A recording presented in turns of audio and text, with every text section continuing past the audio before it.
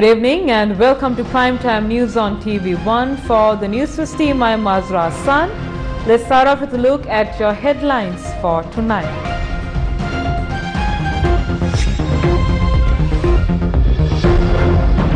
President to address the United Nations General Assembly later tonight.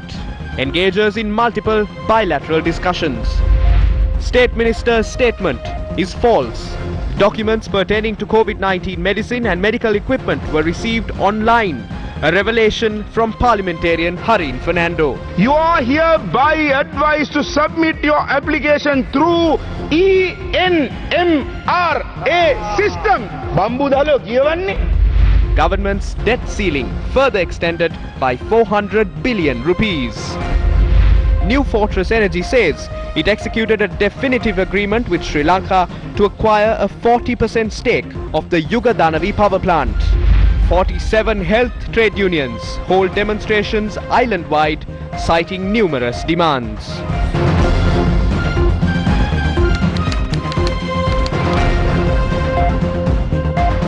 President Gotabaya Rajapaksa is expected to address the 76th United Nations General Assembly later today. President Gotabaya Rajapaksa, who is currently overseas attending the 76th session of the United Nations General Assembly, called on the President of Latvia, Egils Levits, last evening. The discussion between the leaders had centered around through hope to recover from COVID-19, rebuild sustainably, respond to the needs of the planet, respect the rights of people, and revitalize the United Nations. As we look ahead, we will lead. We will lead on all the greatest challenges of our time, from COVID to climate, peace and security, human dignity and human rights, but we will not go it alone. We will lead together with our allies and partners and in cooperation with all those who believe as we do. This is within our power to meet these challenges, to build a future that lifts all of our people and preserves this planet. But none of this is inevitable. It's a choice, and I can tell you where America stands. We will choose to build a better future. We, you and I, we have the will and capacity to make it better. Ladies and gentlemen, we cannot afford to waste any more time. Let's get to work. Let's make our better future now. We can do this. It's within our power and capacity. A majority of the wealthier world vaccinated, over 90% of Africans still waiting for the first dose. This is a moral indictment of the state of our world. It is an obscenity. We passed the science test, but we are getting an F in ethics. That starts by ending the pandemic for everyone, everywhere. We urgently need a global vaccination plan to at least double vaccine production and ensure that vaccines reach 70% of the world's population in the first half of 2022. President Gotabaya Rajapaksa is expected to deliver speeches at the Food Systems Summit on the 23rd of September, as well as the high-level dialogue on energy scheduled to be held on the 24th. Former Health Minister Dr. Rajitha Senaratne has responded to claims that data on purchases made during the former government had gone missing. The claims were made by State Minister Professor Channa Jayasumana in Parliament yesterday. This was referring to the data of the National Medicines Regulatory Authority, or the NMRA, that went missing from the government's cloud server. මේක එතුමා කියනවා රුපියල් 395ට ඒගොල්ලෝ ගත්ත syrup බෝතලේ අපි අරගෙන තියෙන. Look at the details on this list. He says that a bottle of syrup worth 395 rupees was purchased at 55,000 rupees. I wouldn't mind this claim if there are fools to purchase a syrup for 55,000 rupees. The price list indicates the awarded price as 395 rupees. 55,000 is the price quoted by the previous bidder. This is not the price at which we purchased it between 2015 and 2019. There are quoted prices for any medicine. Whose quotation is this? A pickpocket is the one who cries thief. Honorable Speaker, everyone's time is up. We didn't purchase Range Rovers for our wives in 6 months. We didn't purchase a party headquarters for 85 million before 1 year lapsed after being in power. Ask the SLPP's parliamentarians about this. They are currently in search of a hotel to be purchased in Anuradhapura. A close associate of the Rajapaksa family told me that the office in Athulkote was purchased for 200 million. They had spent around 20 million to refurbish it. They have been unable to at least construct a washroom. The only thing he has done in politics is increase the prices of items that we reduced. එහෙමයි සල්ලි ගත්තේ. මෙයා කරපු එකම දේ තමයි මම අඩු කරපු ඒවායි මිල වැඩි කරලා දුන්නා. මෙතුමා කිව්වා කොවිඩ් සම්බන්ධයෙන් කිසි Professor Jayasumana said that antigen test kits were not imported through the NMRA. Let me table this document. You can read this. This is dated the 26th of October. It reads, මෙන්න මේක දාලා තියෙන්නේ October මාසේ 26 වෙනිදා in rapid antigen test kits. All authorized agents of medical devices are hereby informed that National Medical Regulatory Authority would entertain applications for registration COVID-19 rapid antigen kits on priority and expedited review basis. Listing by the WHO will be an added qualifications for such review. You are hereby advised to submit your application through ENMRA system. බම්බු දාලෝ කියවන්නේ control shift delete කියලා ගහපුවම සාමාන්‍යයෙන් දන්නේ delete වෙනවා. හැබැයි what have you read? Generally, data can be erased by pressing the control, shift and delete keys. But in the Linux system, data cannot be deleted by simply pressing the delete key. We receive about 5 pop-up queries to confirm whether it should be deleted. Is anyone a fool to select the option yes multiple times? Who gave access to a large amount of data for a person who submitted his resignation a month ago? He is going to move to Yes Beacon campaign. He is Sir's friend. Until recently, he said that medicines were not brought under this. This is the number of tenders that were awarded. They don't have resignation details there. The items include PPE kits, face masks, antigen kits. They need syringes for injections. Those are not medicines. Those are syringes. I am tabling this document. We wish to state that they are a shameless group that is earning profits through a virus. වෛරසෙන් කොමිසම්බු කරන තිරිසන් පරාජාතියක් කියන එක බය නැතුව අපි කියනවා. ඒ නිසා මුන්ට හෙන හතම වදින්න ඕනේ. අපිට දැනට තියෙන තොරතුරු අනුව The person has not only deleted it at office but at his home as well. That is why we say that the person who deleted it and the one who was present at the time must be identified. We couldn't arrange saline because your camp sought ransom. A reference was made to me stating I purchased a Range Rover. If anyone proves that any of my family members have one, I will transfer it to that person the following day. වෙනිදා උදේ මේක ලියලා දෙනවා ගරුණීය යෝජ්‍ය කතානායකතුමනි. හිටපු සෞඛ්‍ය අමාත්‍යතුමා ඉන්න The former health minister is accusing the current health minister of corruption. The current health minister in turn accuses the former minister of corruption. But both of them are roaming freely. හැබැයි දෙන්න හොඳින්ම නිදැල්ල ඉන්නවා. 2021 අගෝස්තු 11 වෙන විට 60ට වැඩි 8450 By the 11th of August, 8,457 people above the age of 60 had died due to the virus. That is 76.9% of the total deaths. Who said that vaccines shouldn't be given to those above 60 years? The government disregarded medical advice and stopped vaccinating people above 60 years. Due to that, I wish to state that the government has murdered 76.7% or 8,457 people. A vaccine that can be purchased at $1 or $2 has risen to $15. Some can't be purchased at even $22. They have looted a massive amount of funds, obtained commissions and killed 12,000 people. This government is one that is committing murders. The law must be enforced against the government. We call on the people to file cases against the government under the penal code for aiding murders and neglecting their duties.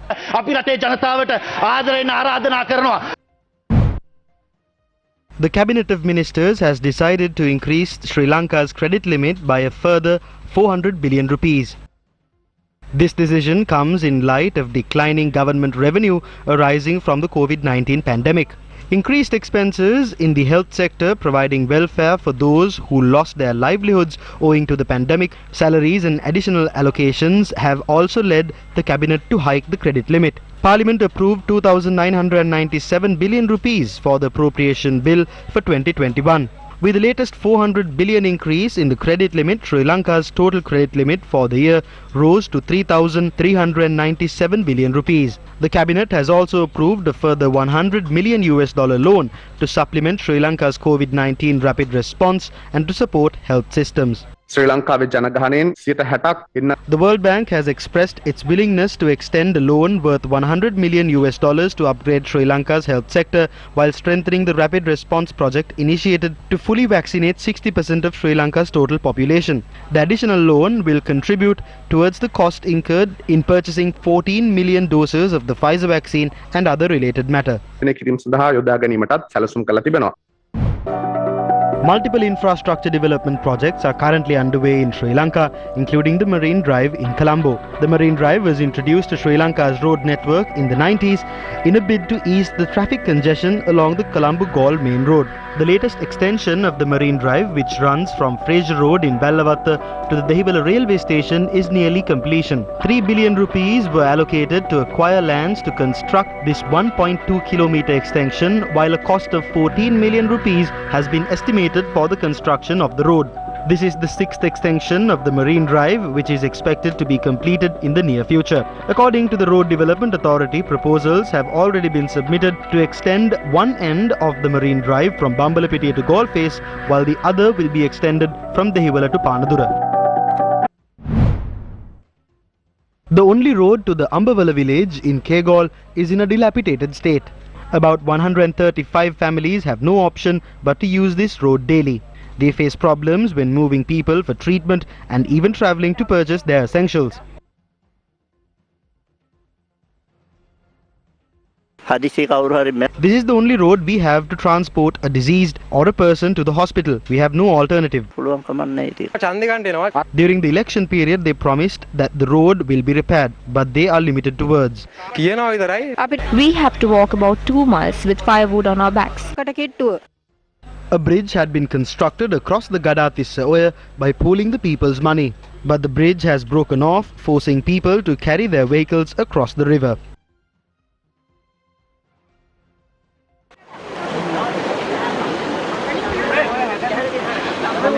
A road is only what the people of Ambavala are asking for. Cabinet green light has been given to a raft of new projects this week. Among them is the transfer of a 37-acre wetland currently under the purview of the Urban Development Authority in Madiwala, Sri Jawadanapura, to a private company to operate a bird park for a period of 30 years. The project is set to be implemented under a build, operate and transfer basis. Meanwhile, cabinet approval has been granted to develop the Galle Harbour as a public-private partnership. Environment feasibility studies have been conducted. UNESCO has also approved the project. An estimate of $175 million has been provided to develop the breakwater of the Galle Harbour, which is around 10 meters in depth, between 18 to 20 meters. Cabinet nod has been given to implement the project and to call for expressions of interest from investors. Meanwhile, the US company Newsfirst Energy says it had entered into an agreement with the Sri Lankan government to acquire 40% ownership of the Yugadanavi power plant in Kerawalapitiya. In a statement on their official website, Newsfirst Energy announced that they have signed an agreement to construct a new LNG terminal off the coast of Colombo and a pipeline to the Kerawalapitiya power complex. The statement adds that the 310 megawatts of power is operational at the Yugadanavi plant today, and an additional 700 megawatts is scheduled to be built, of which 350 megawatts is scheduled to be operational by 2023. කෙරවලපිටිය බලාගාරයේ සම්බන්ධව තමයි චෝදනාවක් එල්ල වෙනවා ඔබතුමාලා මේ මධ්‍යම රාත්‍රියේ මේක මේ ඇමරිකානු සමාගමකට ගිවිසුම් ගත කරන්න හෝ මේ පවරන්න හෝ බදු දෙන්න මධ්‍යම රාත්‍රියේ හොර රහසින්ම ගිවිසුමක් අත්සන් කරා කියලා. විදුලි බල ඇමතිවරයා පාර්ලිමේන්තු I am expecting the Minister of Power to deliver a statement in Parliament regarding this. But according to Treasury sources, we have learnt that there is a framework agreement, but an agreement has not been reached on that. We expect the Minister of Power to deliver a statement in Parliament on this. සිදු කරන ඇතයි කියලා අපි අපේක්ෂා කරනවා. Meanwhile, the Engineers Union of the Ceylon Electricity Board has called for the agreement to be suspended. America's new fortress does not want only 40% of the West Coast power plant. They want a long-term contract to supply LNG to the country. This is the biggest transaction to take place recently. LNG is transported through the Red Ship. There is another ship beside it. That is a floating barge. It does 5% of the work here. The business here is the contract to purchase LNG in the spot market. The US company is aware of this. Therefore, they are trying to bring these infrastructure facilities under their control and earn funds that are equal to 10 terminals. We have a policy on energy. It says that the relevant facilities and the pipeline operations must be carried out by the government. Therefore, if this falls into their hands and if they decide to suspend operations of the pipelines and the terminals, how will our country function? Our country will be left in the dark.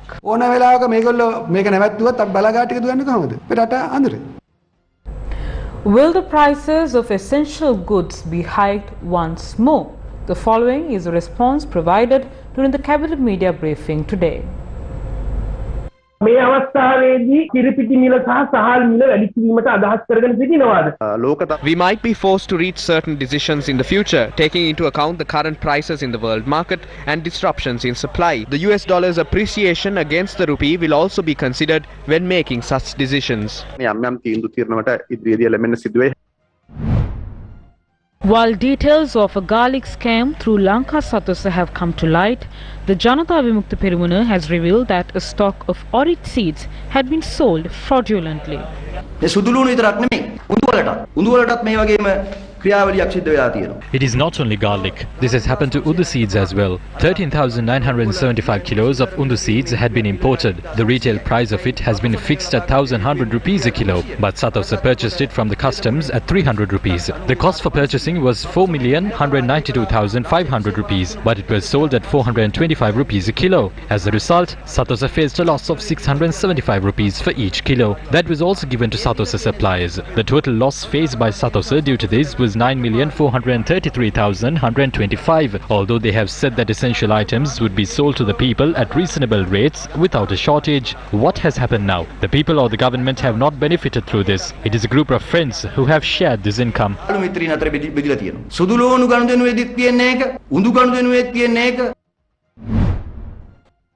As details of multiple scams continue to emerge, farmers of Alahara in Polonnaruwa are suffering.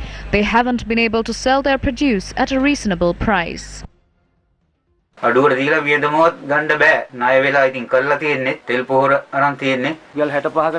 must buy it at least 65 rupees. Samba should be bought at 70 rupees. The cost of dal has increased. How can we survive when there is a controlled price for rice? Private traders will purchase them if the price cap is lifted.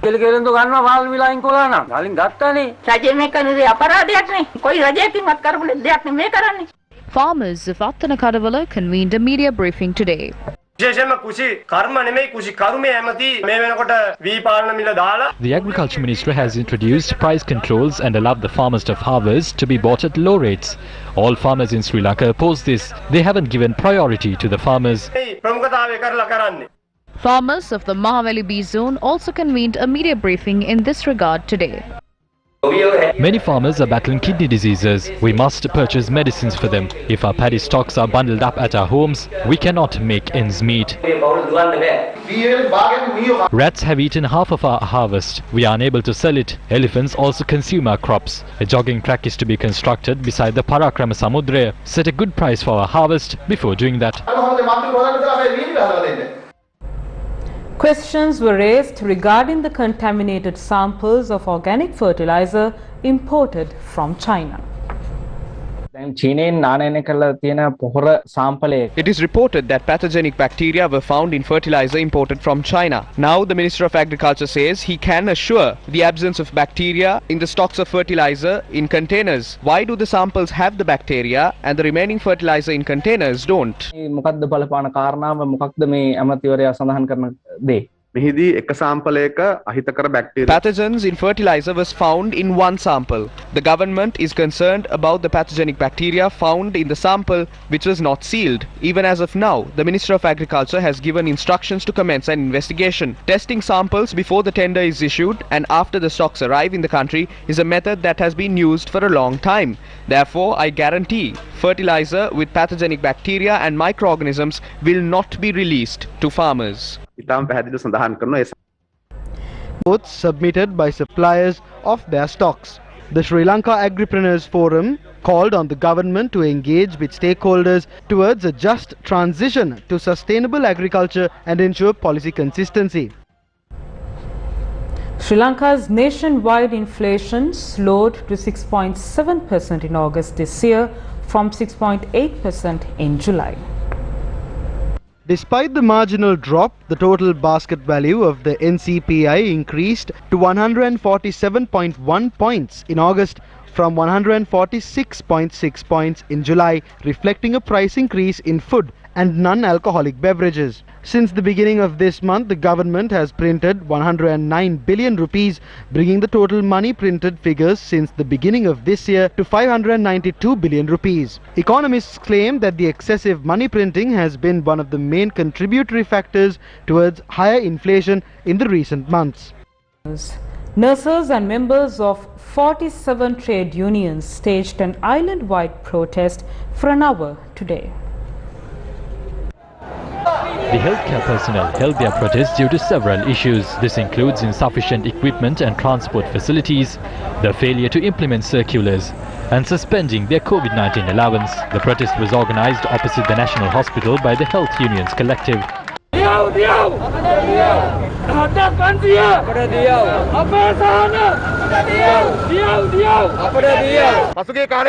The government hasn't shown us any value. 12 healthcare workers have died due to COVID-19.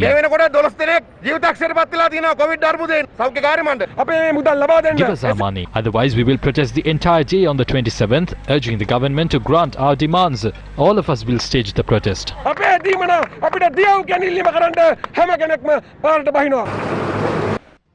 The United Health Workers Association staged a protest opposite the Kurunegala Provincial Hospital. Union said that healthcare staff at more than 1,000 hospitals had joined the protest. This includes the Chilla General Hospital, Matara District Hospital, Horana Base Hospital, Karapitiya Teaching Hospital, Kandy General Hospital and the Peradeniya Teaching Hospital.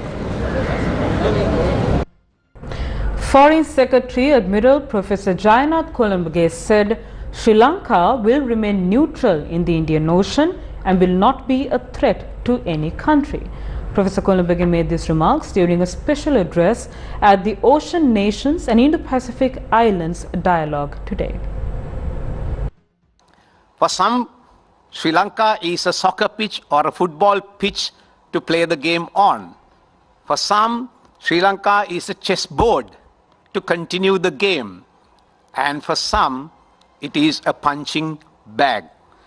Now, we don't want to be the soccer pitch, the chessboard, or the punching bag. We see the resurgence of traditional security concerns, and we don't want to be part of this competition. And what we need is to mind our own business and prosper as a country. And honestly, we don't like to see a single power be neutral in this game. Technically, we are a non-aligned country, that's true.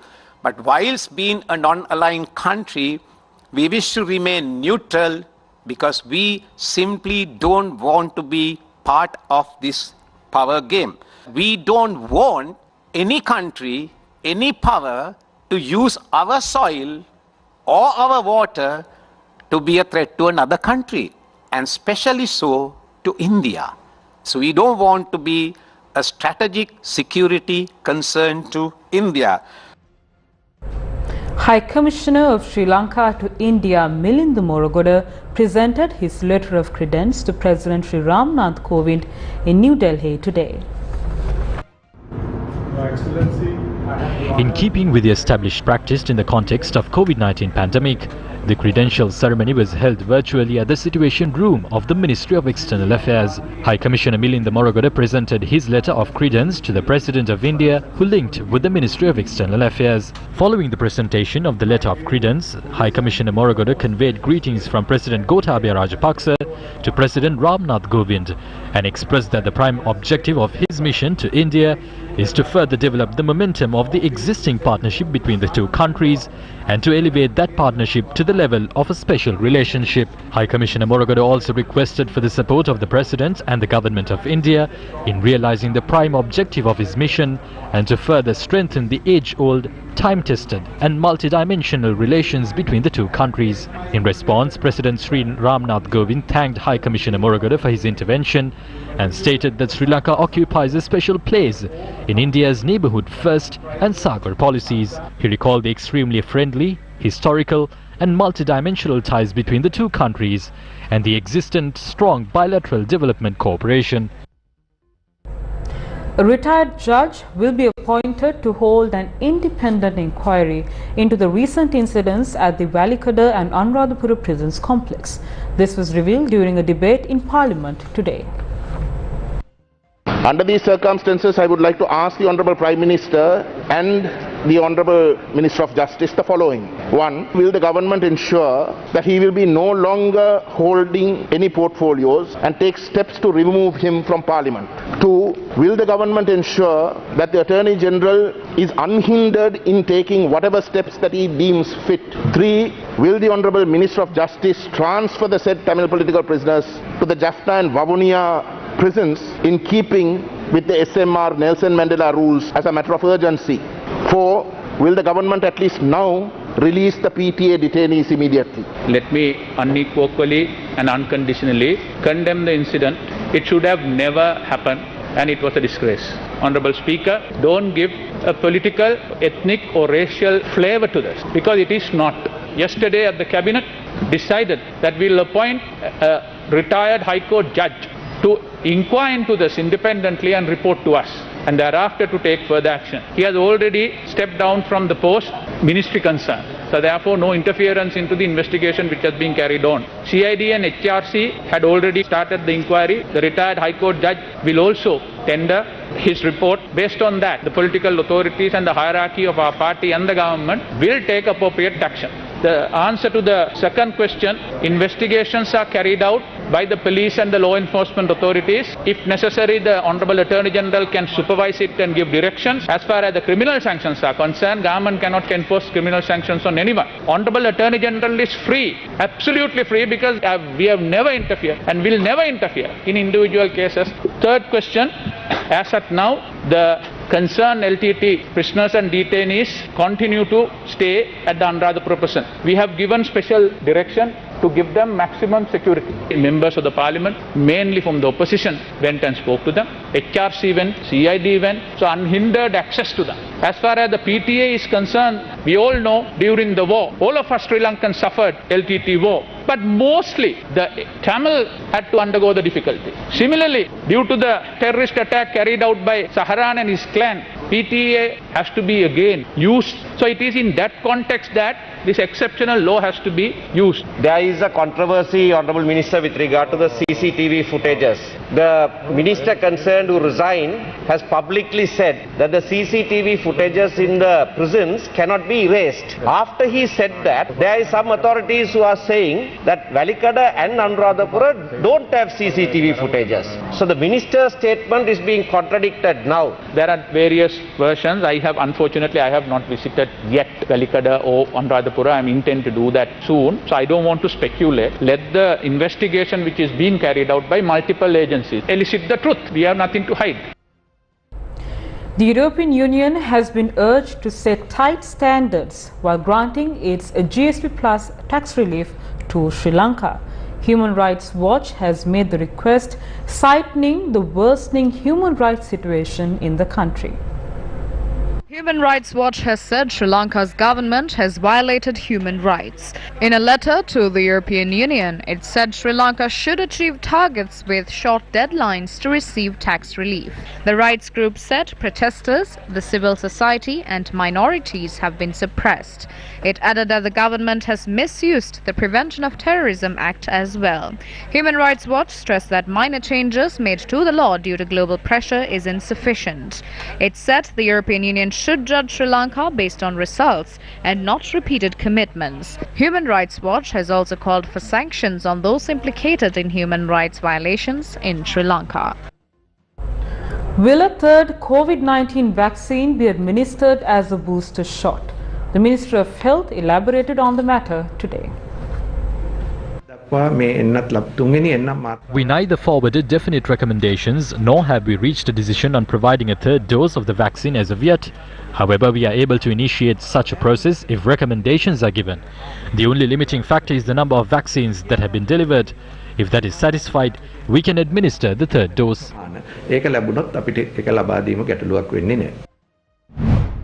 Opposition leader Sajid Premadasa questioned the government today on the detrimental effects COVID-19 has on the country's population. Reports have surfaced to confirm certain financial institutions classifying debt interests as further debt, worsening the woes of entrepreneurs. What disciplinary measures will be taken against such financial institutions that attempt to inconvenience such parties? Certain factions have had to hand over their life savings to banks and other financial institutions. Is the government aware of a scam where some financial institutions have underestimated the value of immovable property and auctioning them off to their close aides at drastically low prices? Most entrepreneurs have been blacklisted while others have gone to the crib. Does the government intend to extend any sort of relief to them? Most small and medium-scale enterprises are in disarray owing to the inability to import numerous raw material in light of stringent restrictions imposed on imports at present. Does the government intend to provide relief package to uplift these enterprises operating under unfavorable conditions? The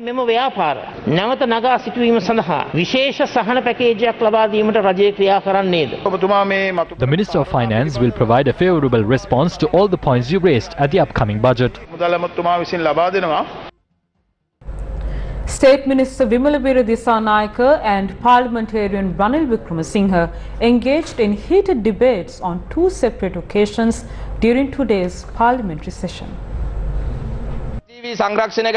The State Minister in charge of wildlife, who is bound to protect the environment, has handed over lands in Ampara to over 500 families, 5 acres per family, in order to cultivate cashew. This is the fate which will befall the nation when certain people who chew betel leaves are given nominations, elected to parliament and are handed state ministerial portfolios. An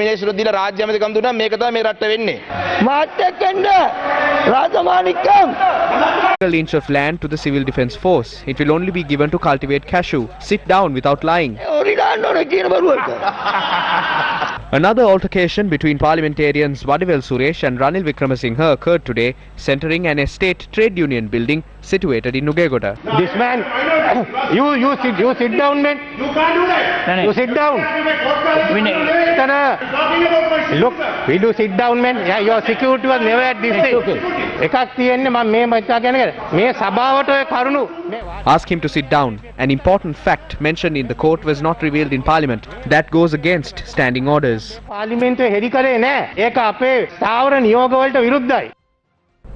An extraordinary scene was captured this morning in Colombo when a large number of dogs rescued from 2 individuals. Now, no proper explanation as to why they had so many dogs with them became clear, with police conducting further investigations.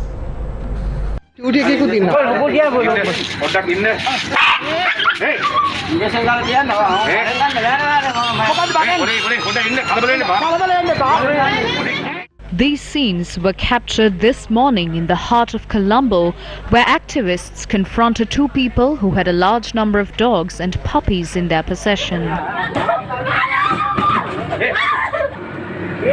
Animal rights activists had decided to intervene after establishing that the animals did not belong to the 2 individuals.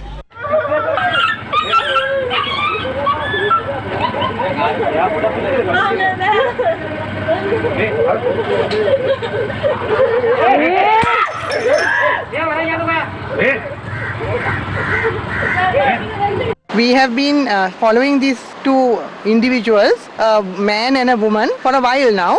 But now of recent, they seem to be collecting more puppies. Some of them die because they themselves don't have anything to eat. So there's no way they can give the puppies or the dogs to eat. They seem to be making this into some kind of a job or some kind of a way of earning money for their survival. They love animals. They wouldn't be keeping them in that state. They all seem to be like either drugged or weak, or because they don't behave the way the normal puppy would behave.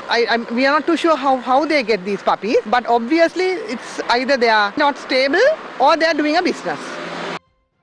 In a complaint made to the police, the rights activists noted that the animals were being confined to a garbage cart in deplorable conditions. The large number of dogs found with the 2 individuals has raised many questions amongst concerned factions, including the unproven possibility of them being sold illegally to foreign workers.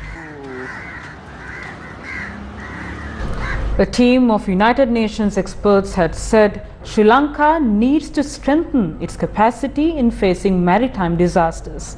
Their recommendations come months after the Express Pearl vessel sank in Sri Lankan waters.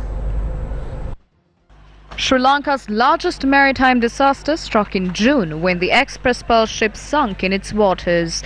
The United Nations had deployed a special team to study the incident. In its report, the team says that the marine environment is at threat as oil is being released continuously from the ship.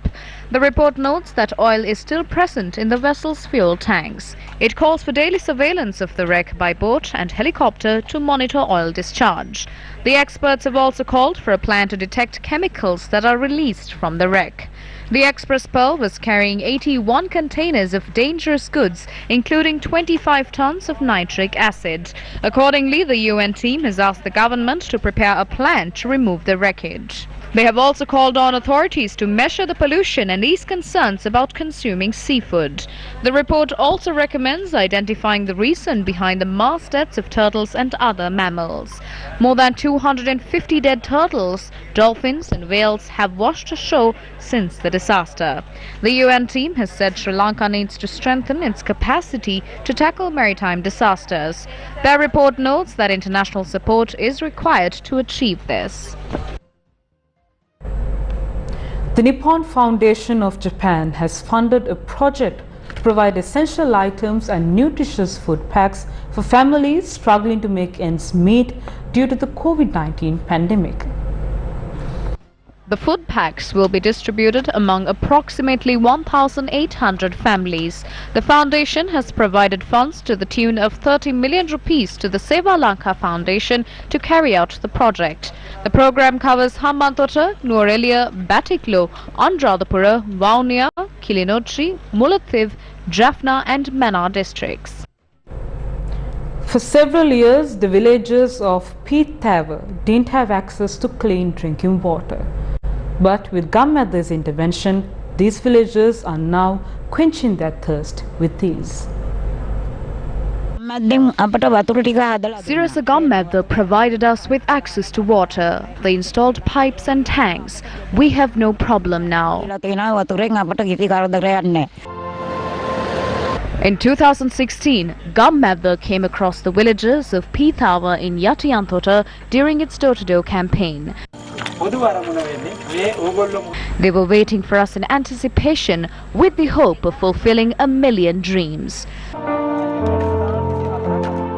The village of Peethawa is located about 20 kilometers from Yatiyantota.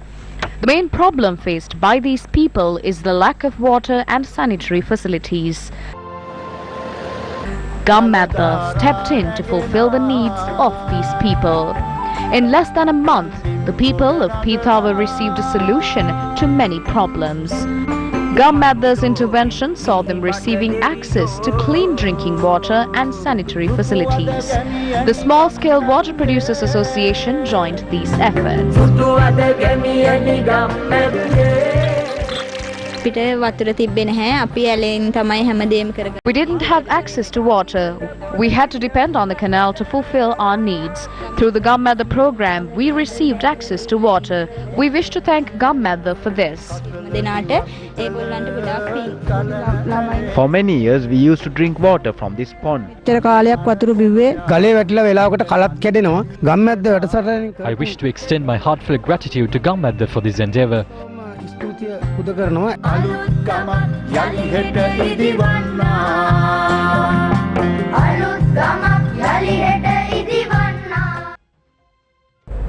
Prime Minister Mahinda Rajapaksa's son Rohitha Rajapaksa visited Kurunegala today. He visited the provincial hospital and the Janadipati Balika Vidyalaya, which was declared as a national school recently. We leave you tonight with the footage of his visit. And that's a wrap of this edition of Primetime News. For the Newsfirst team, I am Mazra Hassan with our sign language interpreter for tonight, Brian D. Cruz. Take care and good night.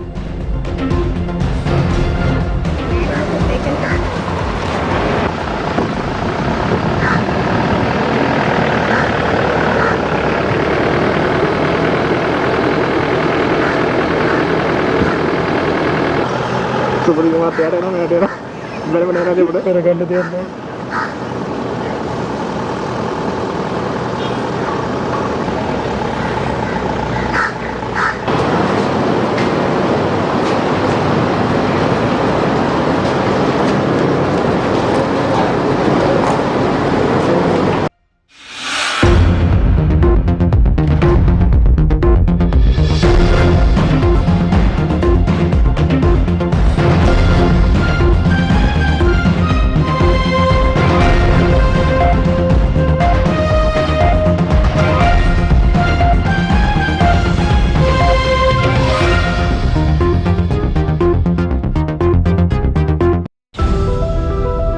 Hearing your pain, consoling your grief, reaching the furthest to reach, the farthest